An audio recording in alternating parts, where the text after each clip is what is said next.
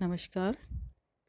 आज के इस व्याख्यान में हम लेखक रघुवीर सहाय की चर्चित कहानी सेब के सारांश के बारे में चर्चा करेंगे एवं उस कहानी की समीक्षा के बारे में हम बातचीत करेंगे। कहानी का सारांश कुछ इस प्रकार का है कि एक दिन कथावाचक स्वयं घूमते टहलते सड़क किनारे पर अचानक एक टूटे हुए परमेम्बुलर टर्क में एक गरीब लड़की को देखता है। उसके कपड़े मैले फटे हुए हैं, बाल बिखरे हुए हैं तथा उसके एक हाथ में लाल रंग का सेब है जिसे उसने बड़े संभाल कर रखा हुआ है। लेखक की नज़र वास्तव में उस सेब के कारण ही उस लड़की के ऊपर जाती है। हम अपने सामान्य जीवन में एक गरीब व्यक्ति के हाथ में रोटी देखकर तो एक सामान्य बात उसको समझ लेते हैं, लेकिन उसके हाथ में जब हम सेब देखते हैं तो हमें कुछ ना कुछ मन में अटपटा सा लगता है कि ये गरीब व्यक्ति सेब कहाँ से लेके आ गया। तो लेखक या कथावाचक जो है उसके भी लड़की की ओर आकृष्ट होने का कारण वो सेब ही है जो उस गरीब लड़की के हाथ में है। लड़की का पिता भी वहीं है और आसपास कुछ खोजने का प्रयास कर रहा है। पूछने पर पता चलता है कि उनकी जो गाड़ी है, प्रैम है, उसकी ढिबरी कहीं गिर गई है, जो बहुत खोजने पर भी नहीं मिलती है। उसकी लड़की के पिता बताते हैं कि छोटी लड़की बहुत बीमार है और उसको मोती झरा हो गया है। बातों बातों में लेखक या कथावाचक कहना अधिक उचित है। कथावाचक उस लड़की और उसके पिता के प्रति सहानुभूति व्यक्त करना चाहता है और वो कोई ना कोई बहाना बनाता है, उनसे कुछ ऐसा उगलवाने का बुलवाने का प्रयास करता है ताकि वो उसके संवेदना के पात्र बन सके। लेकिन लड़की के पिता और लड़की के किसी भी वक्तव्य से वो लेखक को, कथावाचक को ऐसा मौका नहीं देते कि वो उसके प्रति संवेदना व्यक्त कर सकें।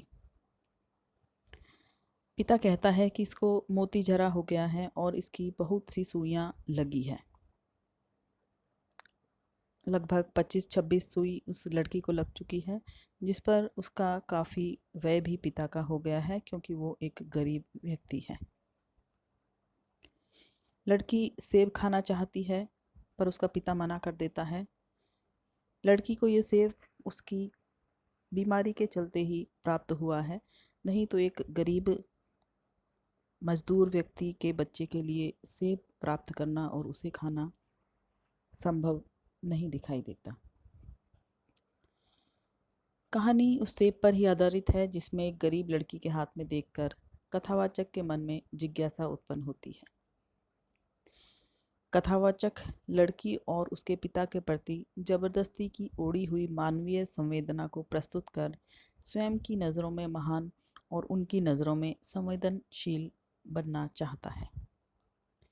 वो कहता है कि मैंने सोचा संसार में कितना कष्ट है और मैं कर ही क्या सकता हूँ सिवाय संवेदना देने के। इस गरीब की यह लड़की बीमार है, ऊपर से कुछ पैसे जो अस्पताल की फीस में बचा कर ला रहा होगा, उन्हीं के घर का काम करे, उसी से उसके घर का काम चलेगा। यहीं कहीं गिर गए होंगे, किसी गाड़ी से टक्कर खा गया होगा। वह तो कहिए कोई चोट नहीं आई, वरना बीमार लड़की लावारिस यहाँ पड़ी रहती, कोई उसे पूछने वाला ना आता क्या हुआ। मैंने सचमुच उसके बाप को वहीं से आवाज़ दी, क्या ढूंढ रहे हो, क्या खो गया है। यह सब जो है वो उस कथावाचक की ओढ़ी हुई मानवीय संवेदनाएं हैं जो वह प्रस्तुत करना चाहता है। वो उसके बीच कोई ना कोई कारण ढूंढना चाहता है। उसका यहाँ उद्देश्य उनकी मदद करना नहीं है, केवल वो अपनी स्वभाव से उनके प्रति सहानुभूति दिखाना चाहता है। लेखक रघुवीर साय मध्यवर्गीय जीवन में के लोगों की इसी प्रकार की उड़ी हुई संवेदना जो है उसके प्रति अपनी एक प्रकार से विरोध यहाँ प्रकट करते हैं। मध्यवर्गीय व्यक्ति किसी व्यक्ति को देखकर उसकी लाचारी, बेबसी पर संवेदना प्रकट करता है, लेकिन वो उसके कोई काम नहीं आना चाहता। वो केवल दिखावे की सहानुभूति देना चाहता है, जिसका लेखक इस कहानी के माध्यम से विरोध करते हैं। यहाँ इसमें दिखाया गया है कि पिता और पुत्र को कथावाचक की सहानुभूति की कोई आवश्यकता नहीं है। वो अपना जीवन जैसी भी स्थिति में जी रहे हैं, वो अपनी जिजीविषा उनकी स्पष्ट दिखाई देती है। इसके लिए उन्हें सहानुभूति, संवेदना की आवश्यकता नहीं है। कहानी में कथावाचक बार बार पिता पुत्री से बात कर संवेदना के सूत्र खोजने का प्रयास करता है, मगर वह असफल ही रहता है। इस कहानी के माध्यम से लेखक ने मध्यवर्गीय लोगों की निम्न वर्ग के लोगों के प्रति झूठी संवेदनशीलता को अभिव्यक्त किया है। निम्न वर्ग के दोनों पात्र, जो पिता और पुत्री हैं, गरीब होते हुए भी आत्मनिर्भर, आत्मसम्मानी हैं और जिजीविषा यानी जीवन जीने की इच्छा से भरपूर जीवन जी रहे हैं। कथावाचक की दया और संवेदना की उन्हें कोई आवश्यकता नहीं है। एक प्रकार से यह कहानी निम्न वर्ग की जिजीविषा और आत्मसम्मान की कहानी है तथा मध्यवर्गीय के जीवन की लोग जो हैं, उनके ढकोसले, उनके दिखावे के प्रति, दिखावे की उनकी जो प्रवृत्ति है और उनकी जो झूठी संवेदना होती है, उसको यहाँ लेखक ने अभिव्यक्त करने का प्रयास किया है। रघुवीर सहाय प्रगतिशील विचारधारा के लेखक रहे हैं और उनकी जो सहानुभूति है वो सदा ही शोषित, पीड़ित, श्रमिक और मजदूर वर्गों के साथ रही है।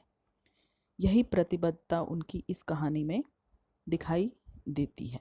इस प्रकार से इनकी ये जो कहानी बहुत है सशक्त कहानी बन पड़ी है, जिसमें इन्होंने मानवीय संवेदना को और निम्न वर्ग की जो जीवन जीने की इच्छा है, जीवन का जो उत्साह है, जो उमंग है, जो एक सामान्य लय है, उसको अभिव्यक्त किया है।